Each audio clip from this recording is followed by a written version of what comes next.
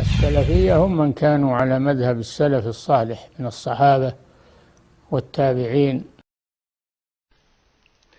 إن الحمد لله نحمده ونستعينه ونستغفره ونعوذ بالله من شرور أنفسنا ومن سيئات أعمالنا من يهده الله فلا مضل له ومن يضلل فلا هادي له وأشهد أن لا إله إلا الله وحده لا شريك له وأشهد أن محمدا عبده ورسوله يا أيها الذين آمنوا اتقوا الله حق تقاته ولا تموتن إلا وأنتم مسلمون يا أيها الناس اتقوا ربكم الذي خلقكم من نفس واحدة وخلق منها زوجها وبث منهما رجالا كثيرا ونساء واتقوا الله الذي تساءلون به والأرحام إن الله كان عليكم رقيبا يا أيها الذين آمنوا اتقوا الله وقولوا قولا سديدا يصلح لكم أعمالكم ويغفر لكم ذنوبكم ومن يطع الله ورسوله فقد فاز فوزا عظيما وإن خير الكلام كلام الله وخير الهدي هدي محمد صلى الله عليه وسلم وإن شر الأمور محدثاتها وكل محدثة بدعة وكل بدعة ضلالة وكل ضلالة في النار أما بعد. Donc, alhamdoulilah, on continue aujourd'hui notre explication du livre Sharh al-Hadith Jibril alayhi salam. C'est l'explication du hadith de Jibril et en particulier les 6 piliers de la foi. Et là on est dans le 6e pilier, c'est-à-dire le pilier de la foi qui parle de al-iman bil-qada' wal-qadar, yani bil-qadari khayrihi wa sharrihi. Et donc on a expliqué les points les plus importants jusqu'à maintenant, c'est-à-dire les 4 degrés de la foi en la prédestination. Et puis maintenant on est en train de clarifier certains points qui sont reliés avec la foi en la prédestination. Au dernier cours, on a expliqué le fait que Allah subhanahu wa ta'ala, il a une volonté, hein, et on utilise 2 termes pour parler de sa volonté. On utilise al-mashi'a et al-irada. On a expliqué que al-mashi'a, c'est une irada ça se réfère à une volonté qui a rapport avec le fait que Allah subhanahu wa ta'ala, c'est lui qui crée tout dans l'univers, et c'est lui qui a tout, qui veut tout ce qui se produit dans l'univers, dans ce qu'il crée, hein, al-irada. Et ça se réfère, quand on parle du terme irada, ça se réfère à al-irada al-kawniyya, puis à al-irada al-shar'iyya, c'est-à-dire la volonté qui est reliée à sa volonté qu'on peut connaître à travers la révélation qu'il a donnée à ses messagers. Et la différence entre les deux, on a expliqué qu'entre al-irada al-kawniyya et al-irada al-shar'iyya, c'est que al-irada al-kawniyya, elle doit se produire, hein, que ce soit bon ou mauvais, elle doit se produire, c'est ce qui se produit dans l'univers.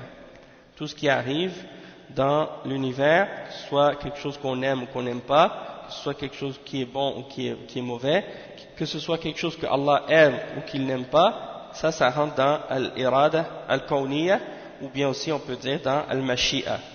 Tandis que quand on parle aux choses qui ont rapport avec ce que Allah aime, là on parle de al-irada al-shar'iyya, ok? C'est-à-dire quand on parle des choses qui ont rapport avec ce qu'Allah nous a ordonné de faire, hein, et qu'est-ce qu'il veut de nous par rapport à la révélation, hein, qu'est-ce qu'il aime, là dans ce cas-là on dit ça c'est relié à al-irada al-shar'iyya, parce qu'on sait ce qu'Allah aime et on sait qui il aime à travers sa révélation. Donc ça, je pense que ça c'est clair, Inch'Allah. Il y a juste un petit point que je veux mentionner avant de rentrer dans la suite, c'est que en ce qui concerne la question de al-iman bil-qada' wal-qadar, il y a eu 2 formes d'extrêmes, 2 groupes qui ont dévié au sujet de la foi en al-qada' wal-qadar, et je pense que le fait de mentionner ça peut vous aider à comprendre un peu mieux la question de la prédestination, et ça peut vous aider à comprendre un peu mieux aussi les points qu'on est en train de clarifier maintenant. Donc qu'est-ce qu'on veut dire par ça? C'est que il y a des extrêmes qui se sont produits dans la Ummah par rapport à la foi en Al-Qada ou Al-Qadar. Et il y a le juste milieu qui est représenté par la position de Ahlus Sunnati wal Jama'a. Donc il y a eu deux extrêmes par rapport à la prédestination. Il y a eu l'extrême des Qadariyya et il y a eu l'extrême de ceux qu'on appelle Al-Jabriyya. D'accord? Al-Qadariyya, ce sont les gens de bid'a qui nient la prédestination, qui nient la prédestination. Et donc eux, parmi eux, bien entendu, il y a différents degrés. Il y a ceux qui nient que Allah subhanahu wa ta'ala a écrit, et il y en a qui nient aussi que Allah subhanahu wa ta'ala a la science de tout ce qui va se passer, de tout ce qui s'est passé, de tout ce qui a rapport à l'avenir, ainsi de suite. Donc ça, c'est un groupe d'extrêmes, d'extrémistes parmi les Qadariyya. Ils nient la science infinie d'Allah subhanahu wa ta'ala, et ils nient également le fait que Allah subhanahu wa ta'ala a écrit la prédestination.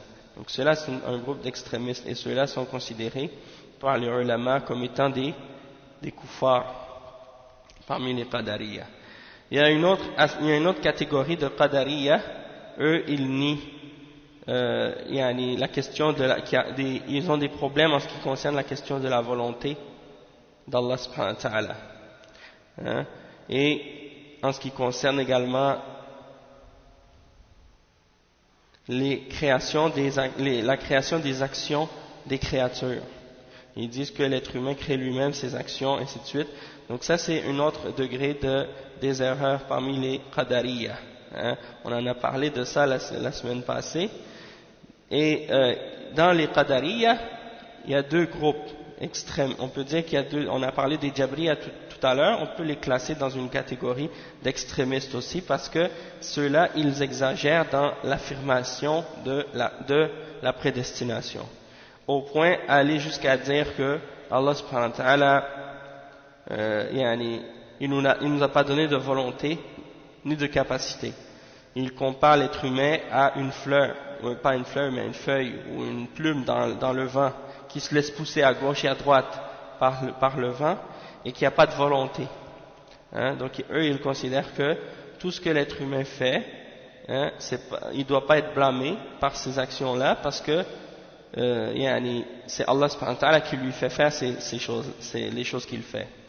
Donc comme des exemples qu'on peut donner, si quelqu'un par exemple tu le vois, tu lui donnes un coup avec un bâton sur la tête, et bien la personne elle va dire mais pourquoi tu me frappes? Et bien lui il va répondre il ne faut pas me blâmer moi, parce que c'est Allah qui m'a fait te frapper. Et bien entendu ça c'est pas quelque chose de correct et de sérieux, puisque Allah subhanahu wa ta'ala, premièrement, il nous a interdit de frapper les autres dans l'injustice de cette manière. Et non seulement ça, mais c'est qu'il a prescrit des règles et des lois à suivre en ce qui concerne les personnes qui dépassent ou qui transgressent la limite d'Allah subhanahu wa ta'ala. Et je pense que vous connaissez tous l'exemple de Omar ibn al-Khattab lorsqu'il a attrapé un voleur, et que le voleur a dit mais j'ai volé par la volonté d'Allah subhanahu wa ta'ala. Et Omar ibn al-Khattab lui a dit oui, c'est vrai, tu as volé par la volonté d'Allah, mais moi je vais couper ta main par la volonté d'Allah aussi. Donc on règle les questions de qadar par le qadar. Donc c'est vrai que c'était prédestiné que cette personne la vole, mais en même temps c'est prédestiné que cette personne soit punie également. Et non seulement ça, c'est que Allah subhanahu wa ta'ala, il nous a donné une volonté aussi, puisqu'il le mentionne dans plusieurs versets dans le Coran. Il dit par exemple فَمَنْ شَاءَ اتَّخَذَ إِلَىٰ رَبِّهِ سَبِيلًا. Donc que celui qui veut qu'il prenne un chemin vers son Seigneur. Donc il y a l'affirmation dans ce verset-là que l'être humain, il a une volonté. Et il peut choisir de suivre le chemin de son Seigneur. Sauf que par la suite, Allah il dit وَمَا تَشَاءُونَ إِلَّا أَن يَشَاءَ اللَّهُ. Vous ne pouvez pas vouloir excepté si Allah a voulu. Donc c'est pour dire que oui, c'est vrai, l'être humain il a sa volonté, sauf que cette volonté-là, elle est limitée par la volonté absolue et infinie d'Allah subhanahu wa ta'ala. ok? Il n'y a rien qui peut contredire la volonté d'Allah dans l'univers. Donc, ça c'est les deux extrêmes.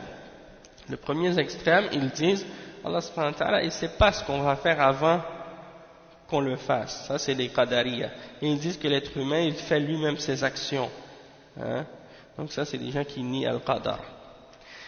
Et ils sont tombés dans cette erreur-là parce qu'ils essayaient de répondre aux Jabriya. Ils sont tombés dans un autre extrême. Et les Jabriya, eux, ils essayaient de répondre aux Qadariya, ils sont tombés dans l'autre extrême. Tandis que Ahl al-Sunnati wal Jama'a, ils ont suivi la voie du juste milieu. Parmi les Qadariya, on compte la secte des Mu'tazila. Et les Shia font partie des Qadariya qui nient la prédestination. Et il y a l'autre extrême qui est les Jabriya. Eux, ils comptent parmi eux les Jahmiya, hein, et ils comptent parmi eux beaucoup de Soufiyés, les Soufiyas, okay, ceux qui croient en Wahdatul Wujud et des choses comme ça. Eux, ils disent que tout est Allah et que Allah est tout, et donc que tout ce que les êtres humains font, hein, c'est Allah subhanahu wa ta'ala qui le fait. Et donc ils vont à l'extrême dans ce point-là. Et il y a aussi parmi eux les Asha'ira. Les Asha'ira, eux aussi, ils font partie des Jabriya. Ils font partie eux aussi de ceux qu'on appelle les Jabriya. Et ça c'est expliqué, bien entendu, il y a beaucoup plus de détails à donner à ce sujet-là, mais on va en parler encore plus dans qu'est-ce qui va suivre. Déjà, on a eu le temps de parler de la question de l'amour et des choses de ce genre. On a expliqué que c'est pas tout ce qui se produit et c'est pas tout ce que Allah a voulu dans l'univers qu'il aime. Et déjà, ça c'est un bon point qui nous aide à distinguer entre les deux. Maintenant, on va parler d'un autre aspect. Dans le deuxième point, c'est al-mabhath al-thani, karahiyatullah subhanahu wa ta'ala lil-kufri ma'a iradatihi lahu. C'est-à-dire le fait que Allah subhanahu wa ta'ala déteste le kufr malgré qu'il l'a voulu. Hein? Il l'a voulu, mais il le déteste malgré qu'il l'a voulu. Et quand on dit qu'il l'a voulu, c'est-à-dire ça rentre dans al-irada al-kawniyya, dans le fait qu'il l'a voulu dans sa création. Et on va comprendre bien comme il faut aujourd'hui cette distinction-là. Les exemples et l'explication que le cheikh va donner, ça va nous aider à enlever les choses qui étaient un petit peu compliquées à comprendre dans ce qu'on a expliqué au dernier cours. Là, avec cet exemple-là, ici, aujourd'hui, on va comprendre ça de façon plus claire, incha'Allah.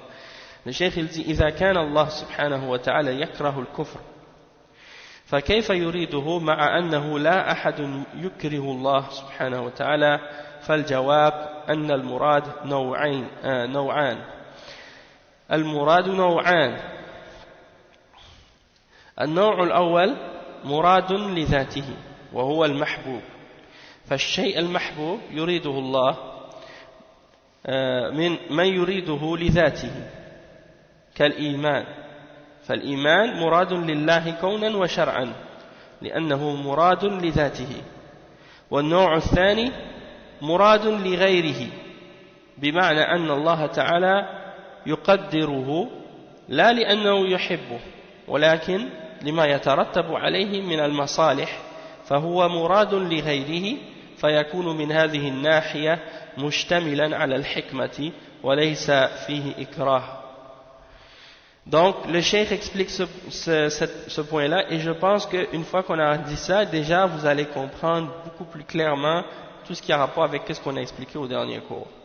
Donc comment on peut dire que Allah subhanahu wa ta'ala déteste le kufr alors qu'il a voulu le kufr, hein? Comment on peut dire que Allah subhanahu wa ta'ala déteste le shirk alors qu'il a voulu le shirk?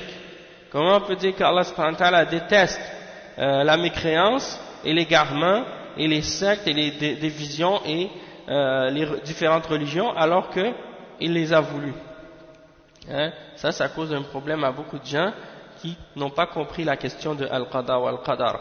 Le cheikh il répond à cette question-là, il dit, il pose la question, il dit si Allah subhanahu wa ta'ala déteste le kufr, comment il peut le vouloir alors qu'on sait qu'il n'y a personne qui peut imposer et contraindre Allah subhanahu wa ta'ala à faire quelque chose. C'est-à-dire un être humain par exemple, quand il ne veut pas faire quelque chose, il ne le fait pas, sauf s'il est contraint. Hein, toi tu veux pas faire quelque chose, mais quelqu'un qui est plus fort que toi, ou quelqu'un qui a une autorité sur toi, il peut te forcer à le faire malgré que toi tu veux pas le faire. Hein, et on sait que Allah subhanahu wa ta'ala, personne ne peut le forcer à faire ce qu'il ne veut pas faire. Hein, parce qu'il est le plus fort, le tout puissant. Alors, dans ce cas-là, comment on peut expliquer que Allah déteste le kufr, mais qu'il le veuille? Donc la réponse à cette question-là, c'est de dire qu'en réalité, ce que Allah veut, ça rentre dans deux catégories. Il y a deux catégories de ce que Allah subhanahu wa ta'ala peut vouloir. La première catégorie, c'est ce que Allah subhanahu wa ta'ala veut en lui-même, et c'est-à-dire ce qu'il aime. Ok? Tout ce que Allah veut en lui-même, c'est ce qu'il aime. Hein? Donc la chose que Allah subhanahu wa ta'ala aime, il le veut en lui-même, cette chose-là. C'est-à-dire, comme par exemple la foi. Allah subhanahu wa ta'ala aime la foi, il aime al-iman, et il aime que ses serviteurs aient la foi.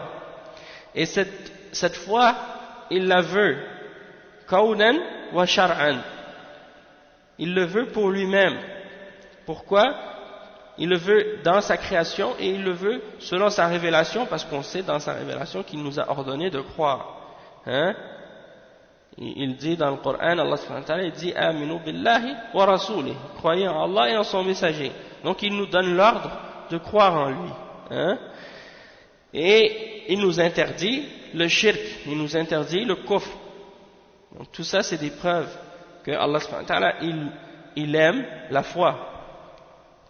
Et il le veut parce que, on le constate, il y a des croyants qui existent dans le monde.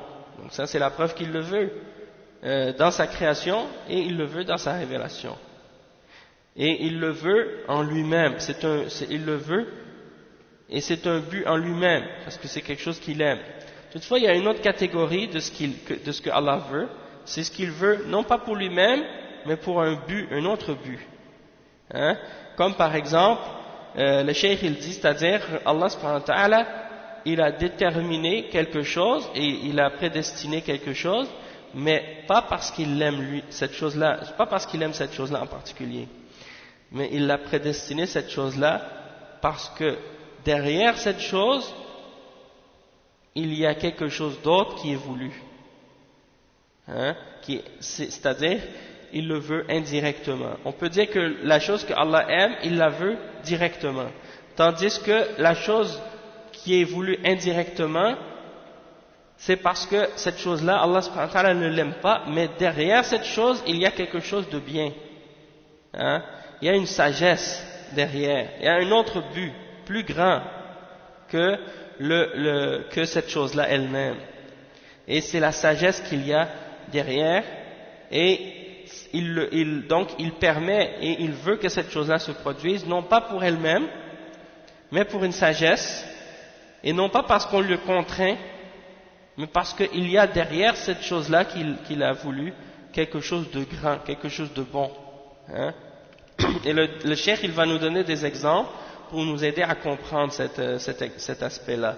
Il dit, comme par exemple, al-kufru, il dit mithalu dhalik, الكفر مكروه لله عز وجل ولكن الله يقدره على العباد لأنه لولا الكفر لم يتميز المؤمن من الكافر ولم يكن المؤمن محلا للثناء لأن كل الناس مؤمنون وأيضا لو لم يقع الكفر فلم يكن هناك جهاد فمن يجاهد المؤمن إذن ولو لم يقع الكفر ما عرف المؤمن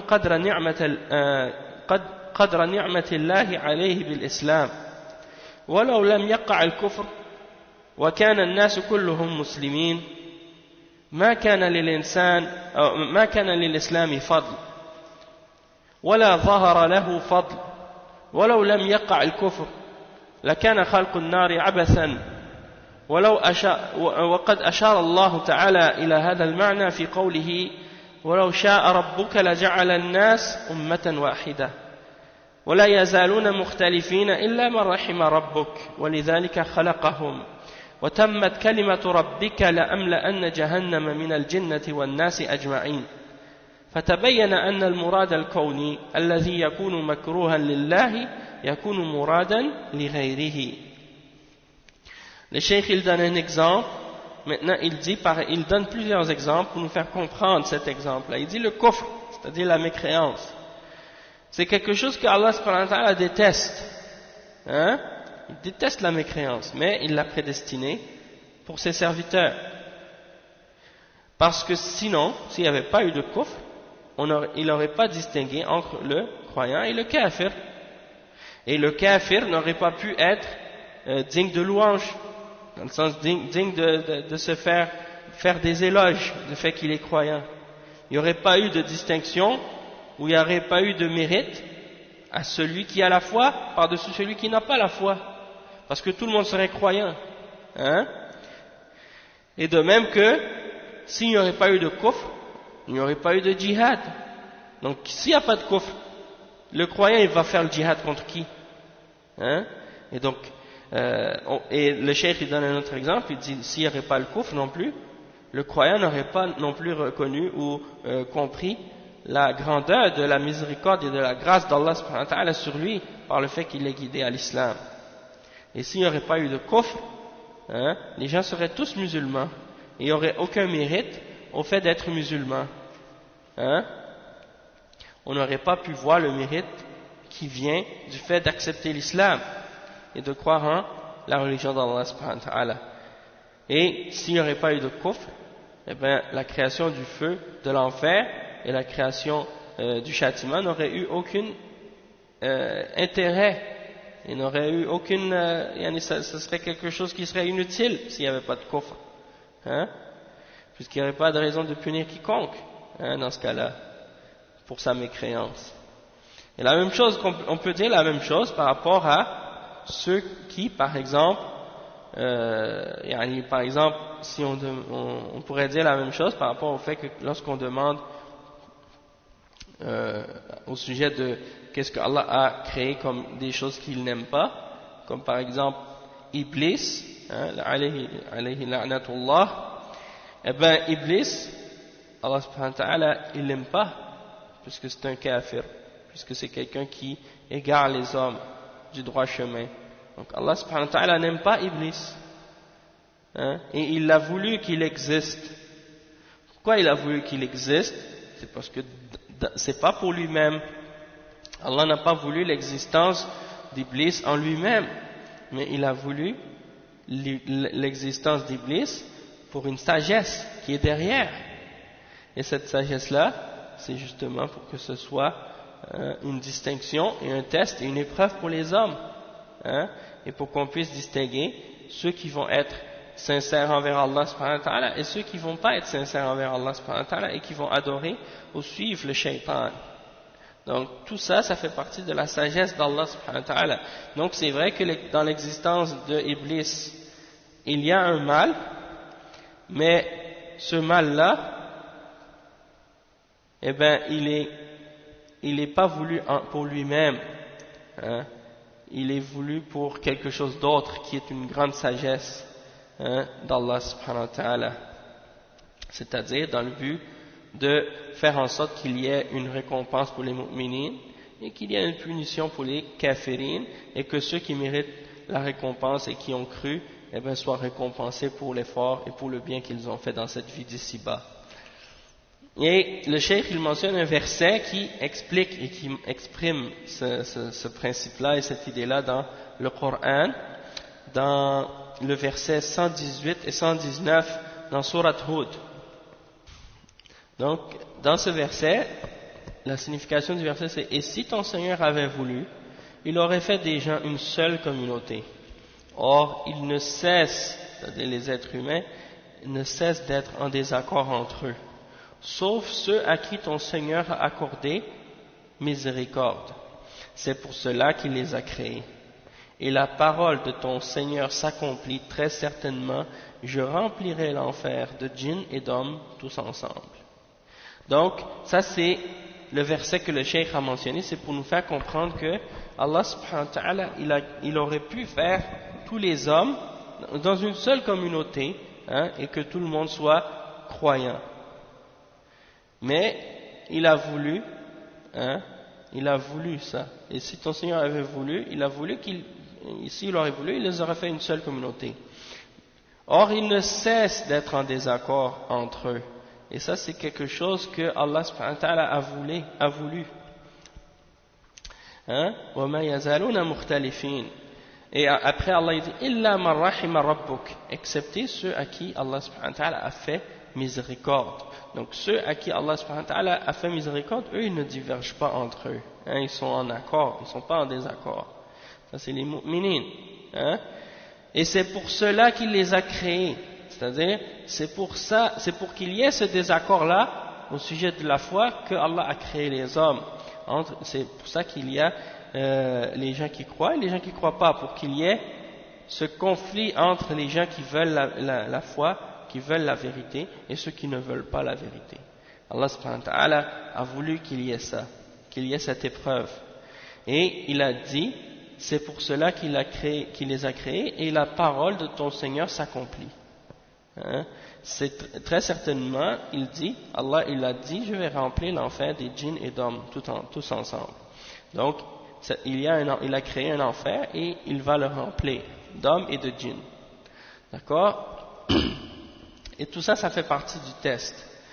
Donc le cheikh il explique par la suite, il dit وَاضْرِبْ مَثَلًا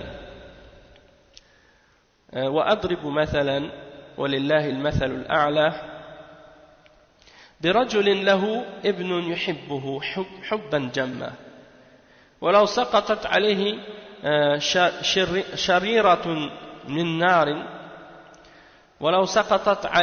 شريرة من نار لكانت كالتي سقطت على قلب أبيه من محبته له فمرض هذا الابن فعرض على الأطباء فقال الطبيب لا بد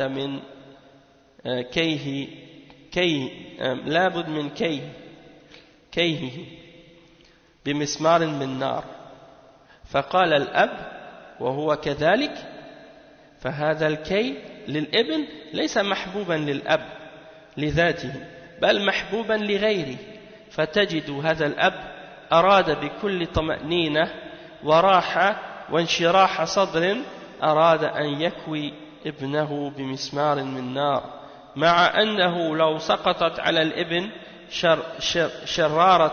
شرارة لكانت ساقطة على قلب أبيه فعلم الآن أن المكروه قد يفعل لا لذاته ولكن لغيره فهكذا الكفر والمعاصي والفساد يريدها الله عز وجل لما تضمنته من المصالح فهذه مرادة لغيرها لا لذاتها. Le cheikh explique ici, il dit, je vais donner un exemple, et l'exemple ultime appartient à Allah subhanahu wa ta'ala. Il dit, un homme, il aime son fils d'un amour incroyable, il aime beaucoup son fils. Et s'il y a quelque chose, par exemple, s'il y a quelque chose du feu qui brûle son fils ou qui tombait sur son fils, quelque chose en feu qui tombait sur lui, ça serait pour son père comme si cette branche de feu ou cette chose de feu tombait sur son cœur tellement qu'il aime son fils. C'est-à-dire ça lui ferait très très mal à son père de voir que quelque chose atteigne son fils ou une blessure ou quelque chose quelconque tombe sur son fils. Et son fils tombe malade. Le cheikh il donne l'exemple d'un fils, que son fils tombe malade et qu'il le présente au médecin, il l'amène chez les médecins et que le médecin prescrit que cet enfant-là soit brûlé avec une épingle ou quelque chose qui est chaud comme traitement. On pourrait donner un autre exemple, qu'un enfant par exemple qui est malade ou qui a une blessure ou quelque chose, le père l'amène à l'hôpital, puis le médecin dit qu'il faut pour le sauver, il faut lui faire une amputation, il faut lui enlever un bras, ou il faut lui couper une jambe. Le père, il ne pourrait pas supporter que son fils ait un accident, par exemple, dehors et que il se fasse couper une jambe, qu'il se fasse couper un bras ou des choses comme ça lui ferait mal. Mais là, quand il arrive chez le médecin et que le médecin lui dit « Monsieur, il faut absolument amputer, il faut lui couper une jambe ou il faut faire ci et ça », donc c'est certain que c'est quelque chose qui fait mal au père. Sauf que il va accepter qu'on lui coupe le bras ou qu'on lui coupe la jambe avec tranquillité, avec la paix dans son cœur. Pourquoi? Parce que il sait très bien que c'est pour son bien. Donc, il veut pas, hein, c'est-à-dire, il veut qu'on coupe le bras de son fils ou la jambe de son fils, parce que sinon, si on lui coupe pas son bras, si on lui coupe pas sa jambe à ce moment-là, eh bien, il va perdre sa vie, il va mourir au complet. Hein. Tout son corps va périr, c'est pas juste son bras, c'est pas juste sa jambe. Donc, le père accepte que son fils soit amputé pour un bien qui est plus grand. D'amputer la main de son fils ou d'amputer la jambe de son fils, c'est un mal. Hein, c'est vrai que c'est un mal, c'est pas quelque chose de bien. Sauf que c'est pour un plus grand bien. C'est pour faire en sorte que le fils reste en vie et pour qu'il garde, pour qu'il reste en vie et pour qu'il ne meure pas. Donc, c'est vrai que c'est un mal, mais c'est un mal pour un plus grand bien. Et donc, à cause de ça, ça devient un bien, hein, même si on considère que c'est un mal, qu'il y a du mal dedans. Donc, c'est l'exemple que le cheikh nous donne pour nous faire comprendre que le fait que quelque chose soit détesté, qu'on déteste quelque chose, ça ne veut pas dire que parfois, parfois on est obligé de le faire, ou parfois on le fait non pas pour elle-même, pour ce mal-là en lui-même, mais pour un autre bien qui est derrière, qui est plus grand. Donc le cheikh il dit que Allah subhanahu wa ta'ala, il a voulu la mécréance, les péchés et la corruption, mais il n'a pas voulu il n'a pas voulu ces choses-là en elles-mêmes. Il les a voulu pour une sagesse qui est derrière, hein, et pour un bien qui est derrière. Hein. Il n'a pas voulu pour lui-même. Parce que Allah subhanahu wa ta'ala, il déteste le kufr, il déteste la mécréance, il déteste les péchés, et il déteste le désordre et la corruption sur la terre. Hein? Wallahu la yuhibbul fasad. Allah subhanahu wa ta'ala n'aime pas la corruption et le désordre. Mais il a voulu que ces choses-là se produisent, mais pas en elles-mêmes. Il a voulu que ces choses-là se produisent, mais pour un plus grand bien qui vient du fait qu'il y aura une lutte entre les gens qui aiment la vérité et les gens qui aiment la corruption et le désordre sur la terre. Et pour qu'il y ait cette épreuve et cette lutte entre les deux. Donc ça fait partie des épreuves, et comme ça, par la suite, Allah subhanahu wa ta'ala distingue entre ceux qui méritent la récompense et ceux qui méritent le châtiment. Donc ça, c'est une explication de ce sujet-là. Après, le cheikh, il donne comme explication un autre point, c'est qu'est-ce qui a rapport avec le fait qu'on doit être satisfait de ce que Allah subhanahu wa ta'ala a prédestiné. Et donc, on va voir les cas qui ont rapport avec cette question-là. Al-mabhathu al-thalith, qada' Allah wa rida'u bih. Le décret d'Allah subhanahu wa ta'ala et la satisfaction vis-à-vis de ce qu'il a décrété. Le cheikh il dit نحن نؤمن بأن الله سبحانه وتعالى يقضي كل شيء فنؤمن بقضاء الله أيا كان هذا القضاء ويجب علينا أن نؤمن به ونرضى به أيا كان لكن هل يجب علينا أن نرضى بالمقضي أو لا نرضى نقول هذا أقسام فالمقضي نوعان الأول مقضي شرعا والثاني مقضي كونا فالمقضي شرعا يجب علينا أن نرضى به مثل أن قضى الله علينا بوجوب الصلاة فيجب أن نؤمن بهذا القضاء وأن نسلم لوجوب الصلاة مثل أن قضى الله بتحريم الزنا فيجب علينا أن نؤمن بهذا المقضي وأن الزنا محرم ومثل أن قضى الله بحل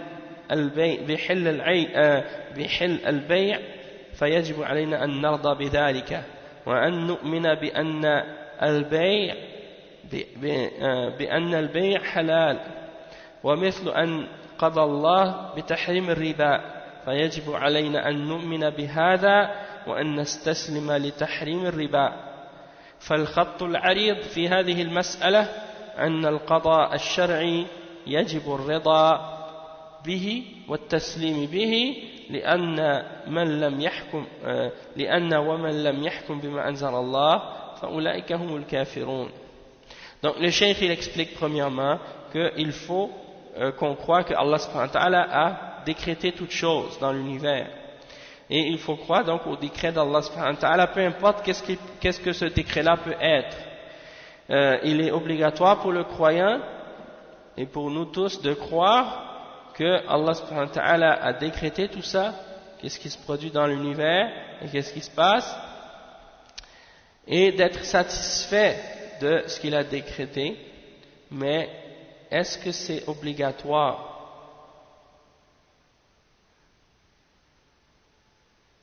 Il dit وهل يجب علينا أن نرضى بالمقضي أو لا نرضى.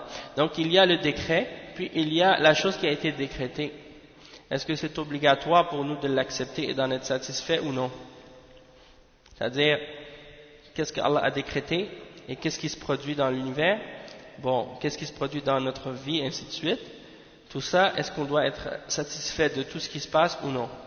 Le cheikh, il répond, il dit ça, il y a différentes catégories à ce sujet-là. La première catégorie, il y a qu'est-ce qui se produit qu'est-ce que Allah a décrété dans sa législation. Puis deuxièmement, qu'est-ce que Allah a décrété dans sa création. Donc, le premier aspect, c'est qu'est-ce qu'il a décrété dans sa législation. Ça, c'est obligatoire pour nous d'en être satisfait, dans le sens que Allah subhanahu wa ta'ala a décrété dans sa révélation qu'il est obligatoire pour nous de faire la salat 5 fois par jour. Donc ça, c'est obligatoire pour nous d'y croire et d'être satisfait et de se soumettre à cette obligation-là. Par exemple, Allah subhanahu wa ta'ala, il a prédestiné, il a décrété que le zina c'est haram dans sa révélation. Donc c'est obligatoire pour nous de croire en ça, en ce décret-là, en ce qu'il a décrété, et c'est obligatoire pour nous également de croire que le zina c'est haram et d'être satisfait de cette interdiction-là. Et de même que c'est obligatoire pour nous aussi de croire que Allah a décrété que le commerce est halal, et c'est obligatoire pour nous d'être satisfait de ce décret-là et de croire que le commerce est halal. De même qu'il faut croire que Allah subhanahu wa ta'ala a décrété l'interdiction du riba, et c'est obligatoire pour nous de croire en ça et de se soumettre à l'interdiction du riba. Donc le cheikh il dit que ici on voit que la ligne est tracée et elle est large, et donc on doit dans la question de qu'est-ce qui a rapport avec le décret dans la législation d'Allah subhanahu wa ta'ala et dans sa révélation, c'est obligatoire pour nous d'y croire et de se soumettre à cette législation-là. Parce que Allah subhanahu wa ta'ala, il dit dans le verset 44 dans Surat Al-Ma'idah, celui qui ne juge pas selon ce que Allah a révélé, alors ceux-là sont les kafiroun, ceux-là sont les mécréants. Donc de rejeter le verdict de la révélation, c'est équivalent à un kufr. Et comme on sait très bien, ça peut être un kufr majeur comme ça peut être un kufr mineur, hein, selon les cas, selon les personnes. Ensuite, il y a dans la deuxième exemple, il y a le décret d'Allah subhanahu wa ta'ala dans sa création.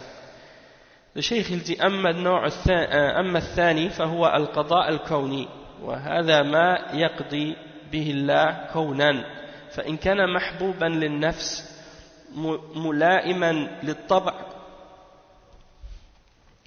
فالرضا به من طبيعة الإنسان وفطرته كما لو قضى الله سبحانه وتعالى للإنسان بعلم فإنه يرضى به وكذلك لو قضى الله سبحانه للإنسان بمال فإنه يرضى به وكذلك لو قضى بولد فإنه يرضى به وإما أن يكون المقضي كونا غير ملائم للإنسان ولا موافق لطبيعته مثل المرض والفقر والجهل وفقدان الأولاد وما أشبه ذلك، فهذا اختلف العلماء فيه، فمنهم من قال يجب الرضا، ومنهم من قال يستحب الرضا، والصحيح أن الرضا به مستحب. وأحوال الإنسان عند هذا النوع من القضاء هو القضاء الذي لا يلائم الطبع يكون مكروها للإنسان. أحواله عنده 4: السخط والصبر والرضا والشكر. Donc le cheikh explique maintenant la deuxième catégorie de ce que Allah subhanahu wa ta'ala a décrété, et c'est le décret qui a rapport avec la création. Donc il dit, le cheikh, que Allah subhanahu wa ta'ala il a décrété des choses dans la création, et il y a parmi ces choses-là qui sont aimées de l'être humain. Parmi les choses que Allah a décrétées dans l'univers, qu'il fait que ces choses-là se produisent, il y en a parmi elles qui sont en accord avec la nature de l'être humain et que l'âme de l'homme aime. Et donc, dans un cas pareil, bien entendu, d'être satisfait de ce genre de décret, ça fait même partie de la nature de l'être humain, de sa fitra. Comme par exemple, si Allah a décrété pour quelqu'un qu'il ait de la science, donc il va être satisfait de ça. Ou bien s'il a décrété qu'un être humain doit, par exemple, avoir de l'argent, l'être humain c'est normal qu'il va être satisfait de ça. Ou bien que Allah subhanahu wa ta'ala a décrété qu'il a un enfant, ou quelque chose de bien. Donc c'est normal que l'être humain soit satisfait d'une chose pareille, et dans des cas comme ça, c'est rare qu'on va trouver quelqu'un, ou bien c'est presque impossible de trouver quelqu'un qui va être insatisfait de ce que Allah subhanahu wa ta'ala a décrété pour lui quand c'est quelque chose de bien. Il n'y a personne que lorsqu'on lui apprend, ça y est, tu reçois en héritage 5 millions de dollars, il n'y a personne qui va se mettre en colère ou qui va être triste dans une chose pareille. Donc ça, c'est pas compliqué d'accepter et d'être satisfait de ce décret-là. Toutefois, il y a d'autres situations dans lesquelles Allah a décrété pour quelqu'un des choses qui sont contraires à ce qu'il aime, comme par exemple la maladie, ou la pauvreté, ou l'ignorance, ou la perte de biens ou d'enfants, des choses de ce genre.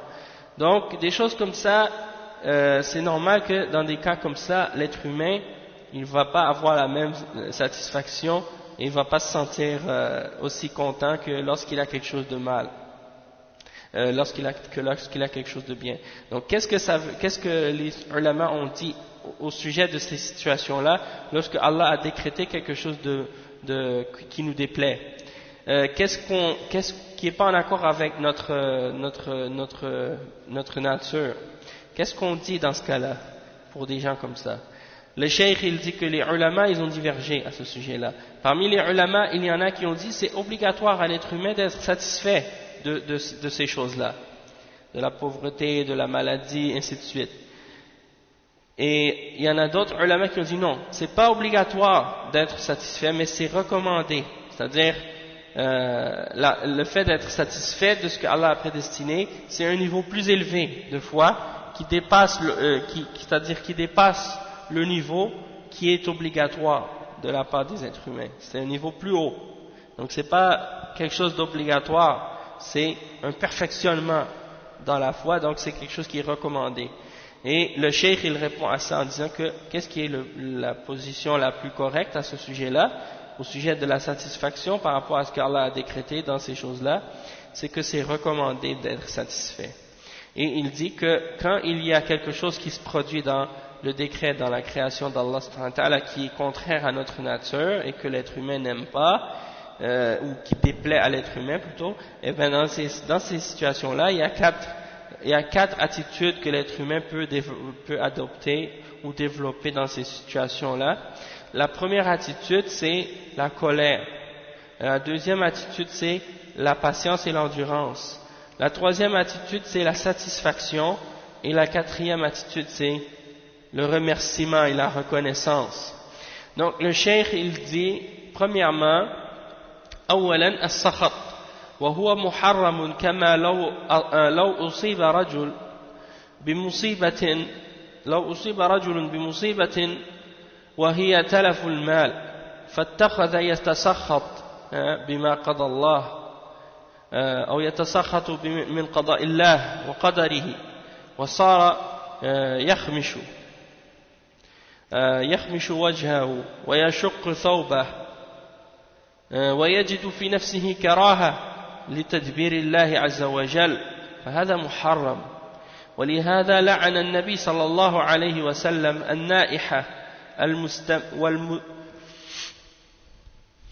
النائحة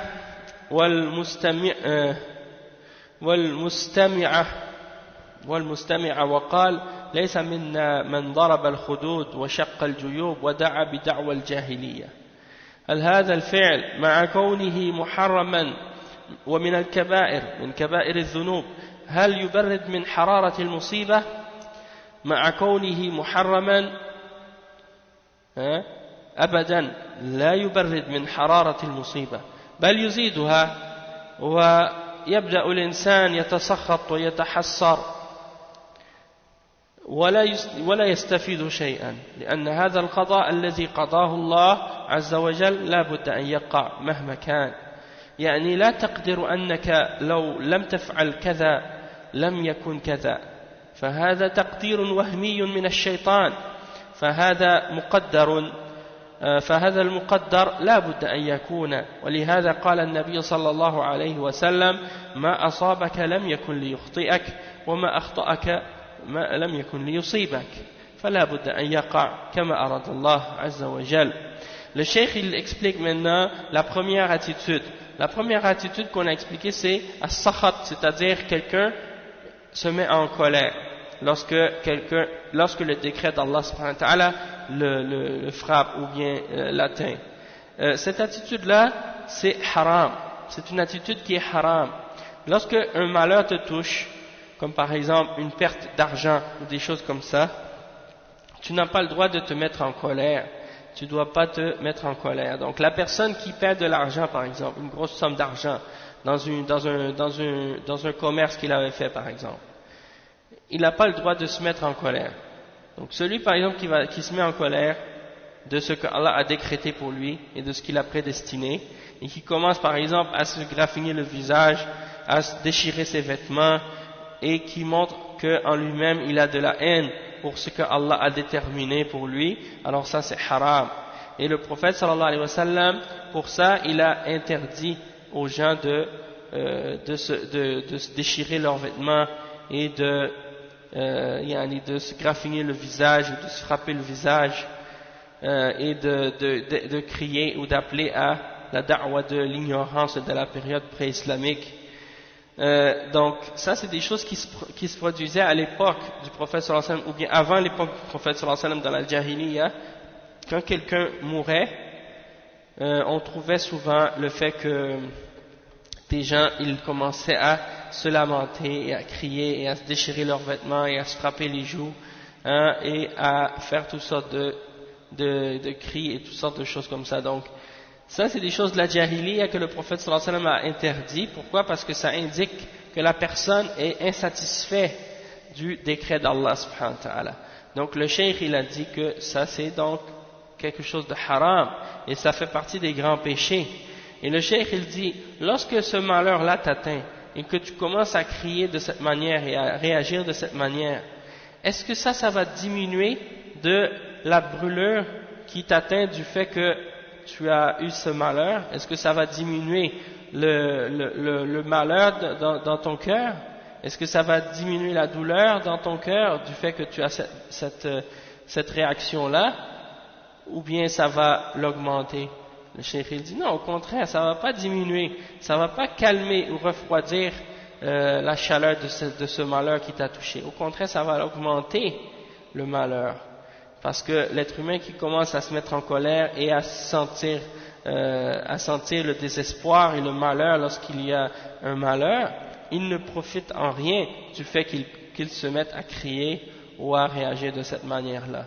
Et il y en a d'autres parmi les gens qui n'ont pas de foi, ou qui ont moins de foi.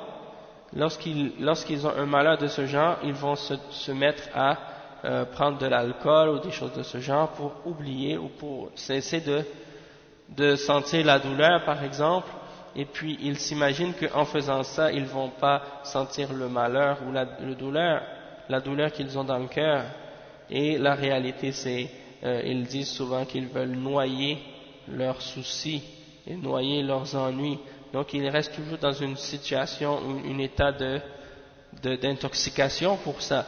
Et la réalité, est-ce que ça diminue de ses malheurs? Est-ce que ça diminue de son désespoir? Non, ça ne fait que l'augmenter. Donc le cheikh il dit que c'est pour ça que le décret d'Allah subhanahu wa ta'ala, il faut l'accepter, parce que tout ce qui arrive, eh bien, ça fait partie de la prédestination d'Allah subhanahu wa ta'ala. Et si c'est arrivé, c'est parce qu'il fallait que ça arrive. Ça ne pouvait pas ne pas arriver.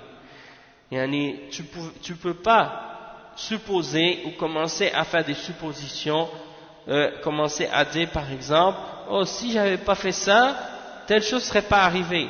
Ou si j'avais fait ça, telle chose serait pas arrivée.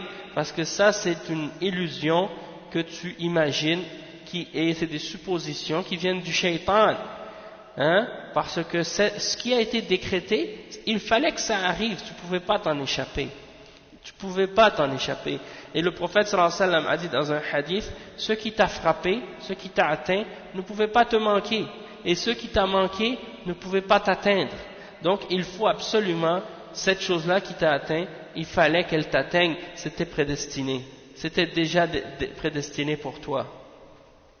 Donc, il faut être satisfait, dans le sens qu'il faut ne pas réagir de la manière de cette façon des gens qui ont peu de foi ou bien qui n'ont pas de foi du tout parfois, qui se mettent en colère lorsque Allah a prédestiné quelque chose pour eux, et qui même parfois vont jusqu'à insulter Allah subhanahu wa ta'ala ou blâmer Allah subhanahu wa ta'ala et accuser Allah subhanahu wa ta'ala et dire des choses mauvaises à propos d'Allah subhanahu wa ta'ala, du fait que Allah subhanahu wa ta'ala a prédestiné ces choses-là.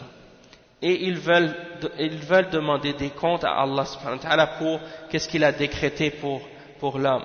Donc ça, c'est l'attitude des ignorants, des gens qui n'ont pas de connaissance et de respect pour Allah subhanahu wa ta'ala. Et on entend beaucoup souvent les kuffars qui agissent de cette manière, qui questionnent Allah subhanahu wa ta'ala lorsqu'il y a un malheur. Oh Allah, pourquoi?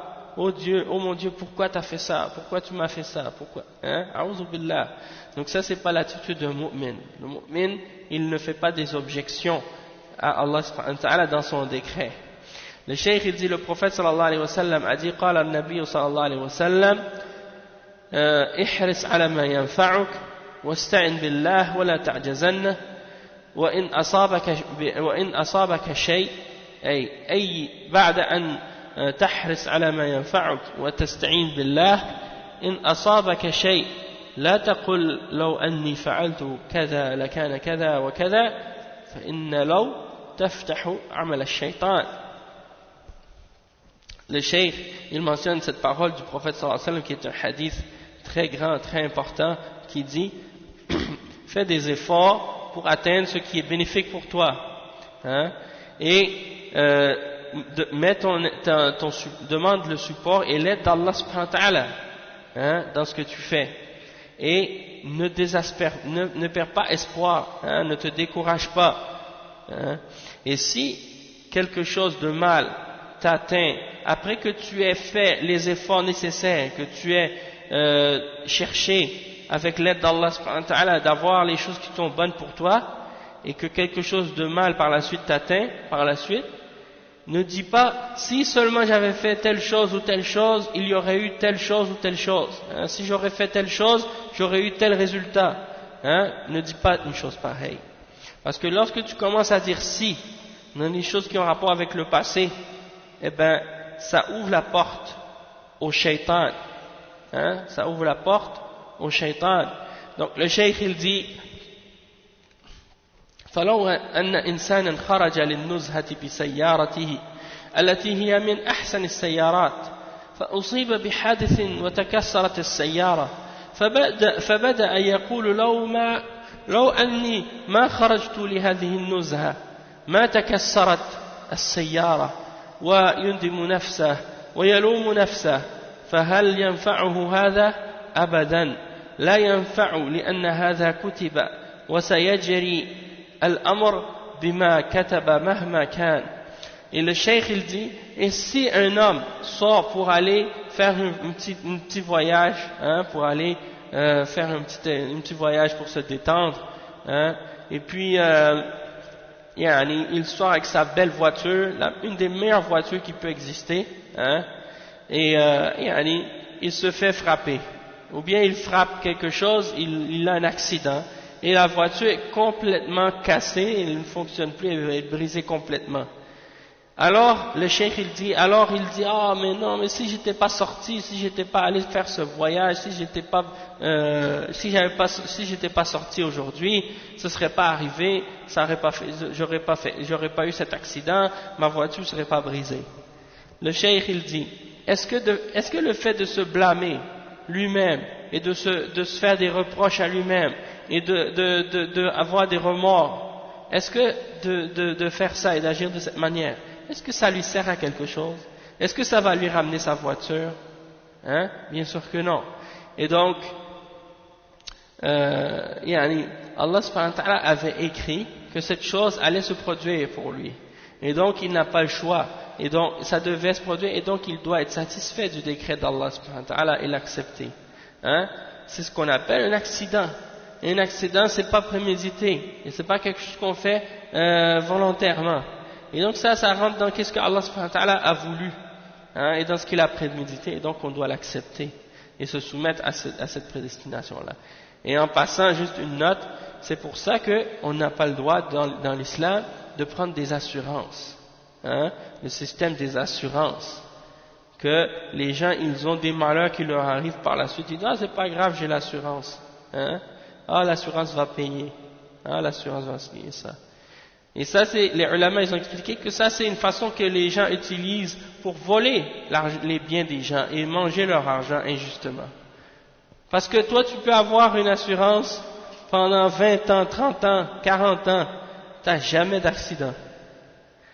Hein? Tandis que l'autre, il prend son assurance, donc ça, toi, tu as cotisé pendant 40 ans, tu as payé la somme à chaque mois. Peut-être tu as donné 40, 50, 60 $, 80 $ par mois. Pendant 40 ans, ça fait combien d'années ça? Pendant 40 ans, ça fait combien d'années? Ça fait combien d'argent? Ça fait des milliers de dollars. Hein? Donc toi, tu as payé toute cette somme d'argent-là à chaque mois. Tu n'as jamais eu rien. Donc tu n'as jamais goûté, tu n'as jamais profité de ton argent. Est-ce que la compagnie d'assurance va te remettre ton argent? Bien sûr que non. Qu'est-ce qu'ils vont faire avec? Ils vont le manger. Ils vont l'investir. Ils vont augmenter cet argent-là, ils vont faire même dans le riba avec. Et puis, qu'est-ce qu'ils ont fait pour avoir cet argent-là? Rien. Et l'autre personne, il prend l'assurance, un an après, il a un accident, il retire une grosse prime, une grosse somme d'argent parce qu'il a eu un accident un an après. Toi, tu as eu 40 ans de payer chaque mois de l'argent. Lui, il a eu un an, et puis il a eu un accident, il a cette somme d'argent-là.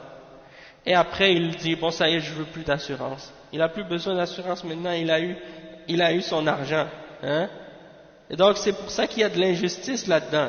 Et ça, c'est joué avec, ça rentre dans le qadar aussi, du fait qu'il faut mettre notre confiance en Allah subhanahu wa ta'ala et être satisfait du décret d'Allah subhanahu wa ta'ala. Et non seulement ça, mais il y a beaucoup d'autres choses qui sont reliées à ces questions d'assurance-là. Et les ulama, ils ont expliqué, juste pour rassurer par rapport aux personnes qui vont poser la question par la suite, ouais, mais qu'est-ce qui arrive si par exemple on achète une voiture puis on nous oblige d'avoir une assurance? Donc les ulama, ils ont répondu à ce sujet-là et ils ont dit que dans des cas comme ça, si tu n'as pas le choix, c'est quelque chose qui est obligatoire, tu prends le minimum, uniquement le minimum. Tu ne vas pas prendre l'assurance complète, qui couvre tout, hein, le feu, le vol, les deux côtés, ainsi de suite, tous les options de tous les détails, non. Ça, si tu prends ça, tu exagères, parce que là, c'est plus la nécessité, là tu dépasses la nécessité. Tandis que si quelqu'un, par exemple, il est arrivé dans le cas où il est obligé de le faire, il prend le minimum, la minimum de la protection qui est obligatoire pour ne pas avoir d'ennui. Mais si on nous permettait de ne pas avoir d'assurance, on ne prendrait pas d'assurance du tout. Hein? Il serait interdit, ce serait interdit d'en prendre. Donc ça c'est la question importante à comprendre. Donc ça rentre dans les questions de nécessité. C'est juste une note en passant. Hein? Les assurances vie, c'est la même chose, ça c'est haram les assurances vie. Et tous les autres formes, les autres catégories d'assurance, c'est la même chose, c'est le même principe. Hein? Wallahu a'lam. Donc le cheikh il dit comme deuxième exemple, as-sabru. Donc ça c'est la deuxième attitude que quelqu'un peut avoir quand il y a un malheur qui l'atteint. As-sabru yata'allamu al-insani min al-musibah jiddan wa yahzan ولكنه يصبر ولا ينطق بلسانه ولا يفعل بجوارحه قابض على قلبه موقفه أنه قال اللهم أجرني في مصيبتي اللهم أجرني في مصيبتي واخلف لي خيرا منها إنا لله وإنا إليه راجعون فحكم الصبر هنا الوجوب فيجب على الإنسان أن يصبر على المصيبة وأن لا يحدث قولا محرما ولا فعلا محرما. Le cheikh il dit comme deuxième attitude il y a l'endurance et la patience face aux épreuves. Donc l'être humain quand il a un malheur qui l'atteint il va sentir la douleur de ce malheur, il va sentir de la tristesse et beaucoup de peine. Toutefois, il fait preuve d'endurance, hein, et il fait preuve de retenue et de réserve. As-sabr, c'est ce que ça veut dire. As-sabr, ça veut dire que tu te retiens. Tu fais preuve de réserve, tu te retiens. Tu ne dis pas avec ta langue des choses qui sont contraires à la patience et à l'endurance. Tu ne vas pas commencer à te plaindre, tu ne vas pas commencer à crier, tu ne vas pas commencer à dire des paroles qui sont contraires à la croyance. Comme par exemple de dire « Ah non, si j'avais pas fait ça, si j'avais fait ça ». Tu retiens ta langue et tu retiens ton corps aussi. C'est-à-dire tu ne vas pas faire des gestes avec ton corps qui montrent qu'il y a un problème dans ton cœur par rapport à ce malheur qui t'a atteint. Comme par exemple de déchirer tes vêtements ou de casser tout dans ta maison, hein, ou de tirer les cheveux, de t'arracher les cheveux, ou bien de graffiner ton visage, ou de commencer à réagir comme un fou là. Hein, des fois il y a des gens comme ça, quand ils ont un malheur, ils oublient tout, ils perdent la tête, et puis ils réagissent de manière vraiment irrationnelle. Eh bien non, toi tu vas te retenir et tu vas retenir ton cœur, retenir ta langue, retenir ton corps de tout ce qui peut être contraire à ta foi, et tu vas dire quoi? Tu vas dire « Oh Allah, protège-moi dans ce malheur qui m'a atteint et fais que qu'est-ce qui vient par la suite, fais que ça me soit remplacé par quelque chose de meilleur. » Donc, par exemple, si quelqu'un il a perdu un enfant, il a perdu sa femme, hein, elle a perdu son mari, hein, il va dire « Oh Allah, récompense-moi et protège-moi dans ce malheur que tu m'as donné et remplace-moi ce que j'ai perdu par quelque chose de meilleur. » C'est ça ce que la personne qui est croyante elle dit. Et elle dit « Inna lillahi wa inna ilayhi raji'un » c'est-à-dire c'est de Allah que nous venons et c'est à lui que nous retournons. Hein? Donc ça c'est l'exemple du croyant, comment il réagit. Il fait preuve d'endurance et de patience.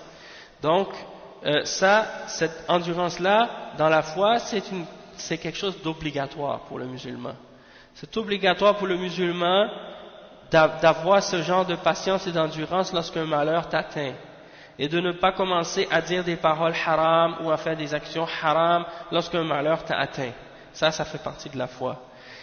Il y a une troisième attitude, c'est ar-rida, c'est-à-dire le fait qu'on soit satisfait d'un malheur qui nous a atteint. Troisièmement, donc le cheikh il dit ar-rida, hein, il dit tusibuhu al-musiba fayarda bi qada'illah wal farq bayna ar-rida was-sabr anna ar-radi lam yata'allam qalbuhu ولم يتألم قلبه بذلك فهو يسير مع القضاء إن أصابته ضرا صبر فكان خيرا له وإن أصابته سراء شكر فكان خيرا له ولا يرى الفرق بين هذا وهذا بالنسبة لتقبله لما قدره الله عز وجل، أي أن الراضي تكون المصيبة وعدمها وعدمها عنده سواء. هذه المسألة يقول بعض العلماء إنها واجبة، ولكن جمهور أهل العلم أنها ليست بواجبة بل مستحبة، فهذه لا شك أنها أكمل حالا من الصبر. وأما أن نلزم الناس ونقول يجب عليكم أن تكون المصيبة وعدمها عندكم سواء، فهذا صعب ولا أحد يتحمله. فالصبر يستطيع الإنسان أن يصبر، ولكن الرضا يعجز أن يرضى. Le cheikh, il dit qu'il y a une autre catégorie, une autre attitude par rapport au malheur, c'est le fait d'être satisfait du malheur et le fait d'être satisfait de ce que Allah a décrété comme malheur pour nous dans notre vie. Et la différence entre le fait d'être endurant et patient et le fait d'être satisfait, c'est que la personne qui est satisfaite, elle n'a pas de douleur dans son cœur pour le malheur qui est arrivé, contrairement à la personne qui a l'endurance mais qui a la douleur dans son cœur et qui se sent triste par rapport à ce malheur-là. La personne qui a la satisfaction, elle n'a pas de douleur du tout. Elle suit et elle marche avec le décret d'Allah subhanahu wa ta'ala, sans avoir aucune contradiction avec le décret d'Allah subhanahu wa ta'ala. Si quelque chose lui l'atteint de mal, comme le prophète sallallahu alayhi wa sallam dit dans le hadith, si quelque chose de mal l'atteint, il est endurant, il fait preuve de patience. Et si quelque chose de bien l'atteint, il est reconnaissant, et c'est un bien pour lui. Ça c'est dans le hadith du prophète sallallahu alayhi wa sallam, quand le prophète sallallahu alayhi wa sallam il a dit, la chose du croyant ou l'état du croyant ou la réalité du croyant, c'est une chose étonnante. Si quelque chose l'atteint de mal, il est patient et c'est donc un bien pour lui. Et si quelque chose l'atteint de mal, il est reconnaissant, il remercie Allah subhanahu wa ta'ala, et ça c'est un bien pour lui. Et ça c'est uniquement pour le mu'min. Et donc le cheikh il dit, il ne voit pas la différence, il ne voit pas aucune distinction entre le bien, le malheur et le bonheur qui l'atteint. Il accepte tous les deux comme faisant partie de la prédestination d'Allah et comme venant d'Allah subhanahu wa ta'ala, et pour lui les deux sont égales. Le malheur ou l'absence de malheur, pour lui c'est équivalent. Ça c'est un autre niveau de foi. Et donc c'est pour ça que le cheikh il dit qu'il y a des ulama qui ont dit que cette catégorie-là elle est obligatoire. Mais la majorité des ulama ils disent que non, c'est pas obligatoire, parce que ça c'est un niveau plus élevé dans les catégories des attitudes par rapport à la foi. Et ça c'est recommandé de l'avoir. Et le cheikh il dit, il n'y a pas de doute que cette personne qui a cet état-là par rapport à son attitude vis-à-vis des malheurs, il est plus parfait que l'attitude de la patience et de l'endurance seulement. Il dit, mais on ne peut pas imposer à tout le monde d'avoir ce degré-là ou ce niveau-là. Et de dire par exemple aux gens, c'est obligatoire pour vous lorsque vous avez un malheur, que ce malheur-là soit équivalent pour vous au fait de ne pas l'avoir. C'est-à-dire ça doit vous être égal d'avoir le malheur ou de ne pas d'avoir quelque chose de ne pas avoir de malheur. L'absence de malheur, comme le malheur doit être équivalent pour vous, de demander ça aux gens c'est quelque chose de difficile. Et c'est quelque chose que la plupart des gens ne pourront pas supporter. Ils ne seront pas capables d'atteindre ce degré-là. Parce que de faire preuve d'endurance, quelqu'un est capable de faire preuve de patience et d'endurance. Toutefois, de faire preuve de satisfaction, ça c'est quelque chose, pas tout le monde est capable d'être satisfait lorsqu'un malheur l'atteint. Et le cheikh il dit par la suite, il y a la dernière attitude, le quatrième, c'est ash-shukr. Ça c'est encore plus haut que la satisfaction. Hein? C'est que tu vas remercier Allah pour le malheur qui t'a atteint. Ça c'est un niveau encore plus élevé par rapport à la foi.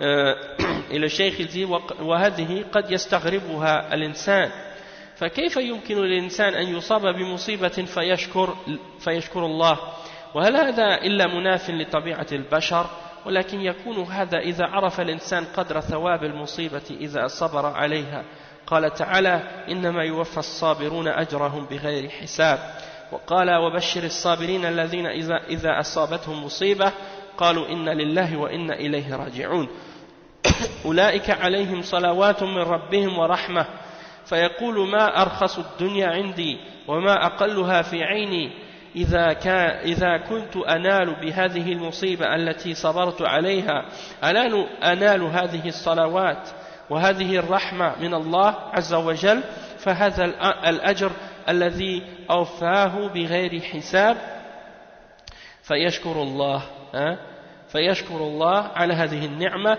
ويرى أن هذه النعمة من الله عليه أن هذه من نعمة الله عليه لأن كل الدنيا زائلة وفانية والأجر والصلوات والرحمة باقية فيشكر الله على هذه المصيبة والشكر هنا على المصيبة مستحب وليس بواجب لأنه أعلى من الرضا أما الشكر على النعم فهو واجب. Donc le cheikh il explique comme quatrième attitude, quatrième attitude c'est le plus haut degré, et cette attitude là c'est la reconnaissance envers Allah subhanahu wa ta'ala pour le malheur lorsqu'il arrive, et ça peut être étonnant pour beaucoup de gens, comment quelqu'un peut être atteint d'un malheur et puis remercier Allah subhanahu wa ta'ala pour ça. Hein, ça c'est l'attitude opposée, complètement opposée à celui qui a un malheur et qui se met en colère. Celui-là, au lieu de se mettre en colère, non, il remercie Allah subhanahu wa ta'ala pour le malheur qu'il a eu. Hein? Donc ça c'est quelque chose qui est étonnant pour beaucoup de monde. Et donc, le cheikh il dit, lorsqu'il a un malheur, il remercie Allah subhanahu wa ta'ala. Est-ce que ça c'est en contradiction avec la nature de l'être humain? Il dit non, ça arrive lorsque quelqu'un a compris, il a compris la grandeur de la récompense lorsque quelqu'un est frappé par un malheur et qu'il fait preuve de patience vis-à-vis de ce malheur-là. Alors, étant donné qu'il sait la grande récompense qui va lui arriver à cause de ça, il fait preuve de reconnaissance envers Allah subhanahu wa ta'ala. Et Allah subhanahu wa ta'ala dit dans le verset 10 dans Surat Az-Zumar, innama yuwaffa as-sabiruna ajrahum bighayri hisab. Allah subhanahu wa ta'ala, il va donner à ceux qui ont fait preuve de patience, ceux qui sont endurants, il va leur donner leur récompense sans calculer. Le verset 10 dans Surat Az-Zumar. Et dans le verset 155 dans Surat Al-Baqarah, وبشر الصابرين الذين إذا أصابتهم مصيبة قالوا إنا لله وإنا إليه راجعون. Et le cheikh il dit, donc pour compléter,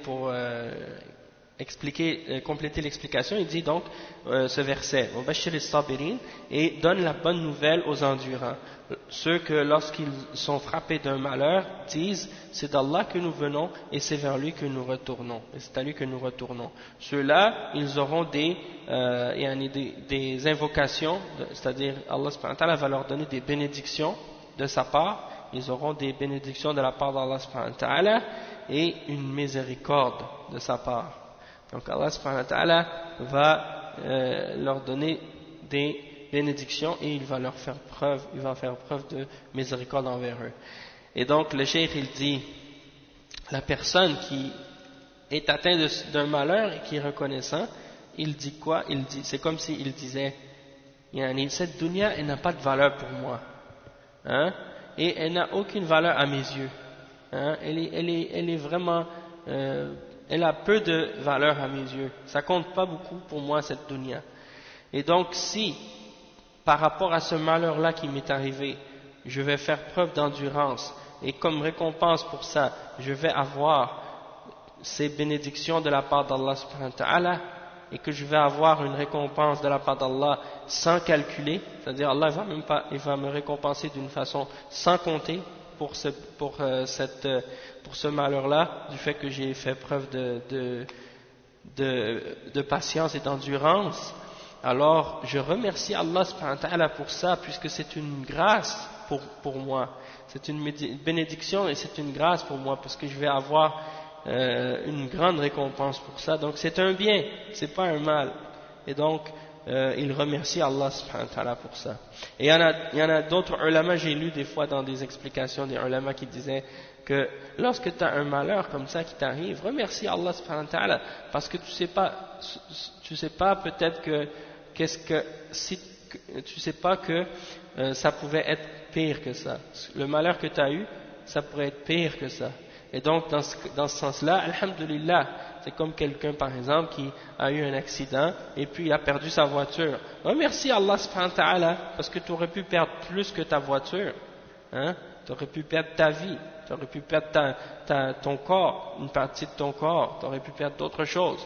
Donc alhamdulillah, remercie Allah que ce que tu as perdu, c'est seulement ça, hein? Donc ça c'est un autre exemple qui peut nous pousser à être reconnaissants envers Allah subhanahu wa ta'ala lorsqu'on a un malheur.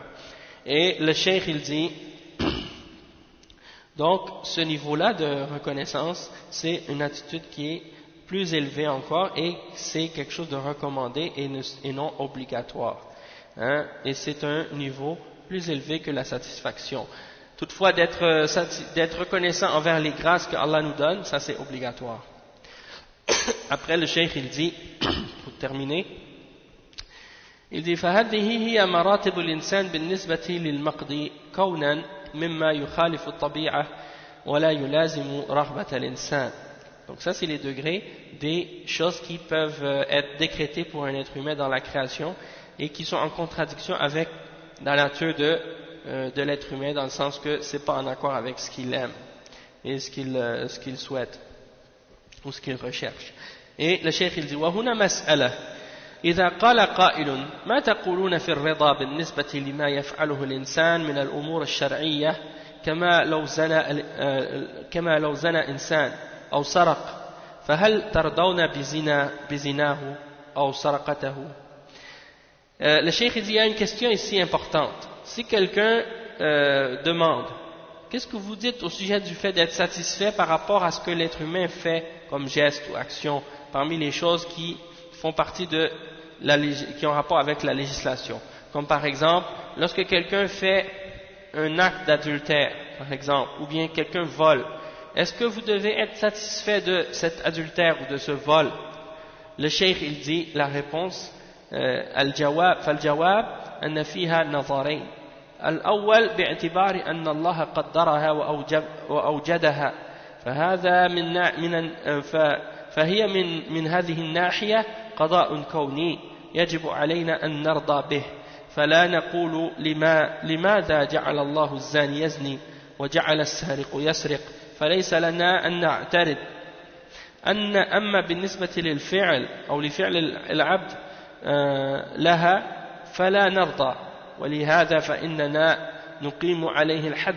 قال تعالى الزانية والزاني فاجلدوا كل واحد منهما 100 جلدة ولا تأخذكم بهما رأفة في دين الله إن كنتم تؤمنون بالله واليوم الآخر وليشهد عذابهما طائفة من المؤمنين. وفي السارق قال الله تعالى والسارق والسارقة فاقطعوا أيديهما جزاء بما كسبا نكالا من الله والله عزيز حكيم. Donc le cheikh il explique ici, il dit ومعلوم أن جلدهما وقطع يد السارق والسارقة غير رضا فلو كان رضا ما كنا تعرضنا لهم بالعقوبة. Le cheikh il dit la réponse à cette question, est-ce qu'on doit être satisfait de l'adultère et de la personne qui vole et du vol qu'il a fait, ainsi de suite. Le cheikh il répond, il dit il y a deux points de vue à ça qu'on doit prendre en considération. La première aspect qu'on doit prendre en considération, c'est du fait que Allah subhanahu wa ta'ala, il a prédestiné ce péché-là. Et c'est lui qui l'a créé. C'est-à-dire, il a créé cette action et il a prédestiné il a prédestiné son existence. Ça, c'est-à-dire, après que ce soit produit ce péché-là, c'est Allah qui l'avait prédestiné. On peut dire, oui, Allah l'avait prédestiné et Allah subhanahu wa ta'ala l'a prédestiné et c'est lui qui l'a créé. Ça, c'est de ce point de vue du qada par rapport à la création. Donc, dans ce sens-là, on est obligé d'être satisfait, dans le sens qu'on n'a pas le droit de dire « Mais pourquoi Allah a fait que cette personne-là fasse le zina ?» On n'a pas le droit de dire, par exemple, « Pourquoi Allah a voulu que cette personne vole ?» On n'a pas le droit de s'objecter à cette prédestination-là. Comme par exemple, on n'a pas le droit de dire « Mais pourquoi Allah subhanahu wa ta'ala a voulu ou a décrété que Adam et sa femme fassent le péché ?» et des choses de ce genre. On n'a pas le droit de s'objecter de cette manière, puisque c'est quelque chose que Allah subhanahu wa ta'ala avait prédestiné. Tout ce que tu as fait comme péché, Allah subhanahu wa ta'ala a prédestiné. Ça ne veut pas dire que Allah subhanahu wa ta'ala aime ce péché-là, au contraire, il ne l'aime pas, il l'a interdit. Et non seulement ça, il l'a interdit, mais aussi il a ordonné à quelqu'un, lorsqu'il a fait un péché, de s'en repentir et de demander pardon pour ce péché-là. Donc ça prouve que Allah subhanahu wa ta'ala n'aime pas ce péché-là, puisque s'il l'aimait, il ne l'aurait pas interdit, et s'il l'aimait, il ne l'aurait pas non plus, il n'aurait pas ordonné à l'homme de se repentir de son péché. Donc ça, c'est des exemples pour nous faire comprendre que ce qui est arrivé à un être humain dans sa vie, une fois que ça s'est produit, on peut dire que ça c'était prédestiné. Et la même chose, par contre, il y a des gens parfois, l'erreur qu'ils font, c'est que quand ils parlent de la prédestination, ils parlent des choses qui ne sont pas encore arrivées, et puis ils essaient de décider ou de dire que ça fait partie de la prédestination. Et ça, c'est pas correct. Dans le sens que tu peux pas dire que quelque chose, ça fait partie de la prédestination avant que cette chose-là se soit produite. Et c'est comme l'exemple, tu vois des gens par exemple, qui s'est déjà arrivé à certaines personnes, tu vas aller pour demander la main de quelqu'un, et puis quelqu'un va dire, ah mais ça c'est le maktoub.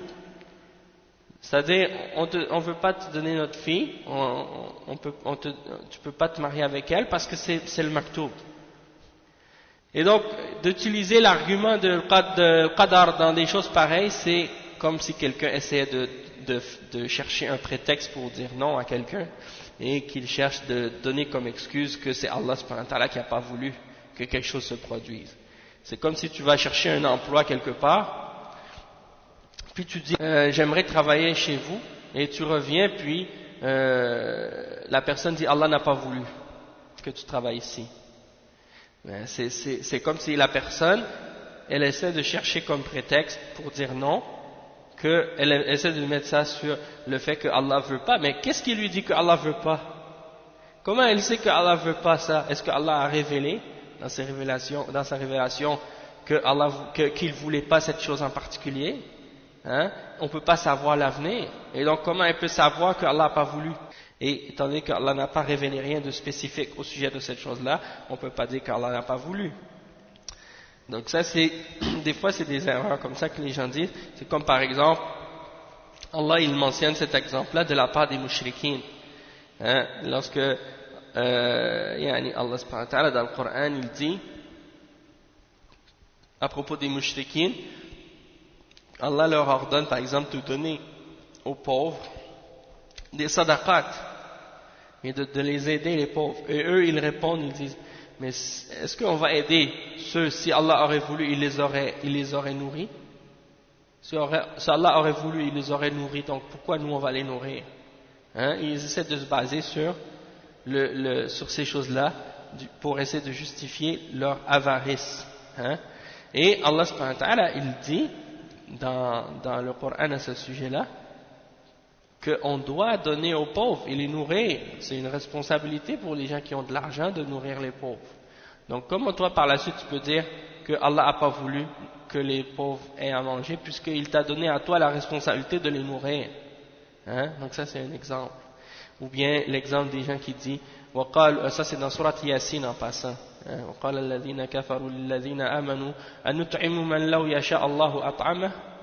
Ou bien le verset qui dit dans Surat Az-Zukhruf, وقالوا لو شاء الرحمن ما عبدناهم ما لهم بذلك من علم إنهم إلا يظنون. C'est-à-dire, ils ont dit, et si Allah avait voulu, on ne les aurait pas adorés. Hein, ils disent ça à propos du fait qu'ils ont fait le shirk.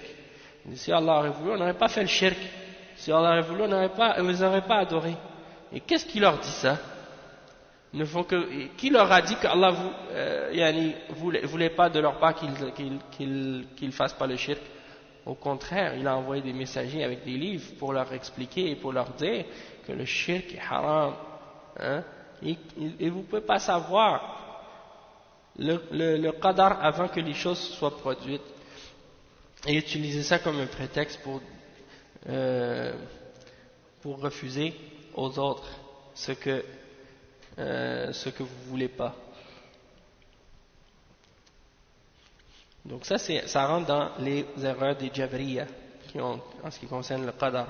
Ils se basent sur le qadar pour essayer de justifier leurs péchés. Et ça, on va en parler dans le cours prochain, Inch'Allah, on n'aura pas le temps d'en parler aujourd'hui. Mais le cheikh, pour terminer la question de ce qu'on disait aujourd'hui, le cheikh, il dit que, en ce qui concerne l'action de l'être humain, par exemple, par rapport au péché, on ne doit pas être satisfait de son action. Parce que la preuve qu'on ne doit pas être satisfait, c'est qu'Allah nous ordonne d'appliquer la peine, la punition sur lui. Le dirigeant musulman, lorsqu'il y a un péché comme l'adultère qui se produit ou bien un vol, eh bien la peine pour ces gens-là, c'est la lapidation et de couper la main du voleur.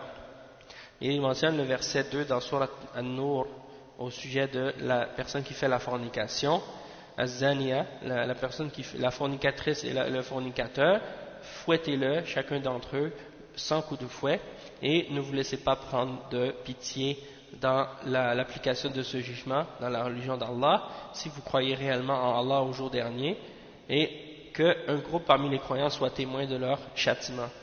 Et dans le verset 35 dans Surat Al-Ma'ida, Allah subhanahu wa ta'ala, il mentionne la peine pour le voleur et la voleuse, c'est que leur main doit être coupée.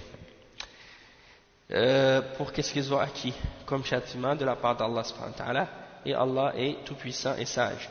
Donc on sait très bien ici que le fait qu'on lapide ou qu'on fouette la personne on lapide l'adultère puis on fouette le fornicateur et qu'on coupe la main du voleur, et bien ça c'est la preuve qu'on n'est pas satisfait de cette action-là et qu'on n'a pas le droit d'être satisfait de ce genre de péché-là.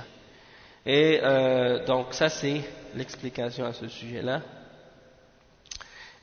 Donc on doit une fois que la chose s'est produite, on dit oui, ça fait partie de la prédestination, et dans ce sens-là on ne peut pas s'objecter à ce que Allah a décrété.